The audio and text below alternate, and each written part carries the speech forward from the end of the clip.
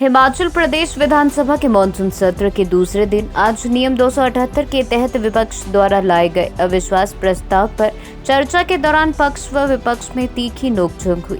विपक्ष के नेता मुकेश अग्निहोत्री ने कहा कि प्रदेश सरकार जाने वाली है या जनता का विश्वास खो चुकी है।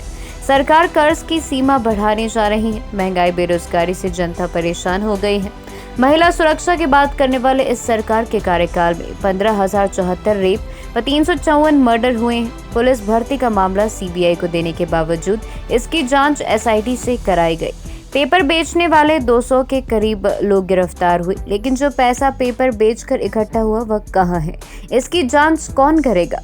इस सरकार में हर जगह पेपर लीक हुए हैं। चोर दरवाजे से भर्तियां की गई कार्यकर्ताओं को भर्ती किया जा रहा है। मुख्य सचिव को रात के अंधेरे में हटा दिया। 200 करोड़ की संपत्तियां नीलाम कर दी गई। हिमाचल की बिक्री की जा रही है। आज ही अखबारों में छपा है कि जो इसके लिए कानून निर्धारित है, एफआरबीएम कानून जो है, उसमें छूट लेने के लिए जो है सरकार विधानसभा के पास आ रही है। आज की अखबारों की तो वो सुर्खियां हैं। तो जब ये एफआरबीएम का कानून में छूट के लिए प्रयास कर रही है सरकार, जब इनकी जो पीछे फाइनेंशियल बजट आया था उसमें इन्होंने कहा था बाय द ईयर एंड जो है हमारा 17,000 करोड़ का बजट होगा। इस एंड तक जो है आप देखें कि क्या स्थिति बन जाएगी। आप देखें कि मुख्यमंत्री का ड्रीम प्रोजेक्ट जो हवाई अड्डा था, हवाई अड्डे की अभी ज़मीन भी अधिग्रहण नहीं हुई। अभी तक जो वहाँ पे जो है किसी को मुआवजा नहीं दिया गया, केंद्र से कोई पैसा नहीं आया। ऐसे तो इनके ड्रीम प्रोजेक्ट चल रहे हैं। नेशनल हाईवे इन्होंने कोई नहीं बनाया है, 4 लेन इन्होंने कोई नहीं बनाया, रेल लाइन इन्होंने कोई नहीं बनाई, हवाई अड्डा इन्होंने कोई नहीं बनाया, और जो है जनता पूरी तरह त्रस्त है। इसलिए हम कह रहे हैं कि आप छोड़िए। मंडी का शिव धाम आप देखो बना रहे हैं, 18 करोड़ रुपये का टेंडर था, उसको जो है 38 करोड़ का दे दिया। कॉन्फिडेंस मोशन आया है। आपके पास उपलब्धियां गिनाने के लिए कुछ नहीं है जब आपने किया ही नहीं। जब आपने जो दृष्टि पत्र दिया था, जब आपने उस पर अमल नहीं किया। दृष्टि पत्र में आपने कहा था 1 लाख नौकरियां देंगे हर साल, आप नहीं दे पाए। आपने जो है महिलाओं की सुरक्षा की बात की थी, आप नहीं कर पाए।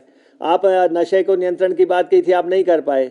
आपने जो है ये कहा था कि यहाँ पे माइनिंग को जो है पूरी तरह नियंत्रित कर देंगे, जबकि माइनिंग का लूट का कारोबार जो है सैकड़ों गुना फैल गया है और सरकार के ज़ेरे साया जो है खुली लूट हुई है और सरकार और इनके लोगों ने की है। ये सारे मसले जो थे और जो कानून व्यवस्था की हालत ख़राब हुई है, ख़ास तौर पे जिस ढंग से मर्डर हो रहे हैं, जिस ढंग से कत्ल हो रहे हैं, जिस ढंग से रेप हो रहे हैं, जिस ढंग से मोलेस्टेशंस हो रही हैं, जिस ढंग से ईव टीजिंग हो रही है, जिस ढंग से क्रुएलिटी टू विमेन का मसला है, ये सारे बहुत इम्पोर्टेंट मामले हैं। वो उन चीज़ों पे ये कोई बात करना नहीं चाहते। इनकी नज़र में ये मसले बहुत छोटे हैं, ये बार बार ये कह रहे हैं।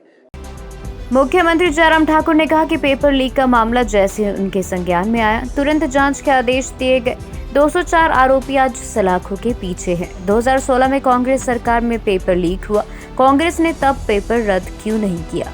उनकी सरकार में 2019 में हुए पेपर लीक के बाद लिखित परीक्षा रद्द की गई। सीएम ने कहा कि अविश्वास प्रस्ताव विपक्ष पर ही भारी पड़ गया। कर्ज को लेकर विपक्ष झूठे आंकड़े पेश कर रहा है।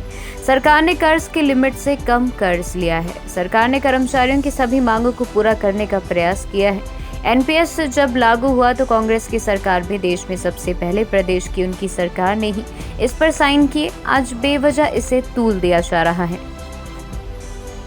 स्वाभाविक रूप से देखिए, चुनाव से पहले का सत्र है और मैं पिछले 25 वर्षों से इस बात को हमेशा देखता हूं कि जब अंतिम वर्ष होता है, अंतिम वर्ष में खासतौर से ये मानसून सत्र होता है, इसके पश्चात क्योंकि हमारा विधानसभा का चुनाव का दौर शुरू हो जाता है, तो ये काफ़ी एग्रेसिव होता है और विपक्ष बहुत सारे प्रश्न खड़े करने की कोशिश करता है और उसके साथ साथ में जो लोगों की एक्सपेक्टेशन होती हैं, जो वर्ग ऐसे होते हैं जिनको कुछ इश्यूज को लेकर के अपनी बात कहनी होती है, वो सब लोग मिलते हैं।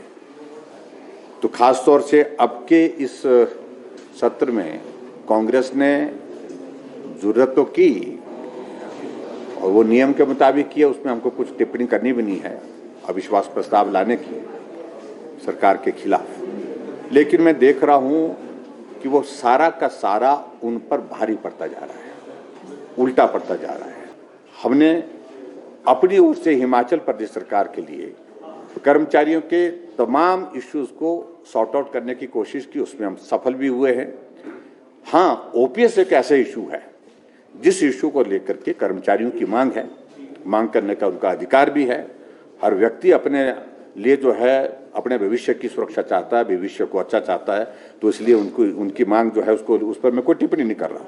लेकिन जो कांग्रेस के लोग उसको उठा रहे हैं, उस पर मुझे जरूर एक बात कहनी है। जब ये ओपीएस लागू हुआ था, सरकार उनकी थी, मुख्यमंत्री उनके थे, आज इस दुनिया में नहीं है वीरभद्र सिंह, उनका हम सम्मान करते हैं, लेकिन उनने ही पूरे देश भर में सबसे पहले कोई प्रदेश लागू करने वाला था एनपीएस को, तो वीरभद्र सिंह जी थे।